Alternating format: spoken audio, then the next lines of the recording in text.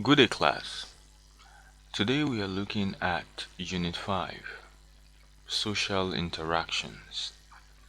Now, before we dive deep, let me ask you a simple question. Can you play football alone? Of course not.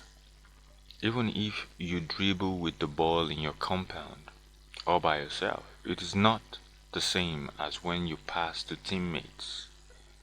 An opponent responds. The essence of social interaction is that it takes two or more people, and the action of one person influences the response of the other. My name is Adefemi, and I am your lecturer for today. Today we are looking at Module 3, Unit 5, Social Interactions. And at the end of this unit, you should be able to describe social interactions, understand the role of cultural script and ethnomethodology on social interactions, understand the influence of social identities in social interactions, and finally describe how social interactions can be made positive. So, moving further, the meaning of social interaction. Social interaction simply means the way people relate, respond, and communicate with one another in daily life. Let's think of Nigeria. When you enter a Lagos BRT bus, you cannot just behave as if you are alone. If you sit, you consider the person next to you, their space, even the way you talk or behave. If a young man enters and greets the older passenger with "Good morning, ma sir," that is an act of social interaction. If he ignores them completely, that is also interaction, though a poor one. So globally, consider how people behave during the COVID-19 era. Wearing masks, keeping social distances or distance, all these reshape our social interactions.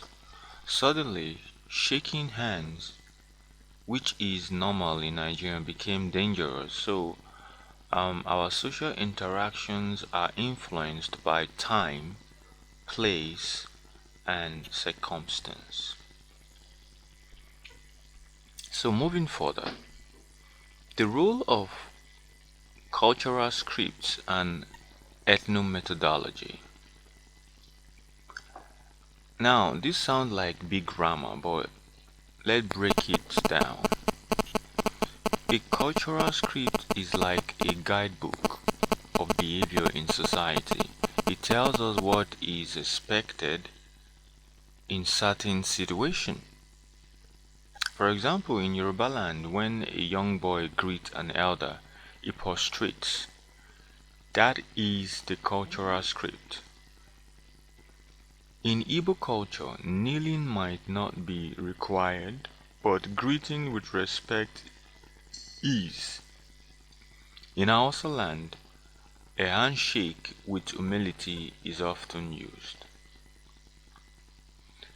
Secondly, ethnomethodology simply means the hidden unspoken rules we all follow in daily lives to keep order. For example, when queuing at the ATM machine, no one wrote a law that you must line up, but everyone knows that it is the rule. If someone jump the queue, voila, fit starts. People shout, "Respect yourself, oh!" You know? So, this shows that social interaction is governed by visible and invisible rules. Moving further, social identities in social interactions. Now, let's talk about who we are in society. Our identity is not just your name, Or your identity is not just your name, it's also your role in society. For instance, in class, you are a student. At home, you are maybe a son, daughter, or siblings. In church or mosque, you may be a chorister, usher, or prayer leader. These identities influence how you interact. Think of Ngozi Okonjo-Iweala. When she is at the WTO, she is the Director General, formal, rational, and authoritative. But at home, she is simply mommy to her children. Similarly, President Bola Ahmed Tinubu in Aso Rock is Mr. President, but at a family gathering, he may be just Baba. That shows that social identity is contextual, right? So, moving further, making social interactions positive. Our case study of children, because yeah, they are the one at the learning stage. Now, let's make this practical. Children are mutual example of social interaction. When a child meets another child at a playground, they may either smile or say, "Let's play." Positive interaction, right? Or snatch a toy and shout, "It's mine." Negative interaction, right? So, it depends on the makeup of each child. Now, it is the responsibility of parents, teachers, and caregivers to guide children to turn negative interaction into a positive one. For example, in Nigerian schools, teachers often encourage turn-taking during games.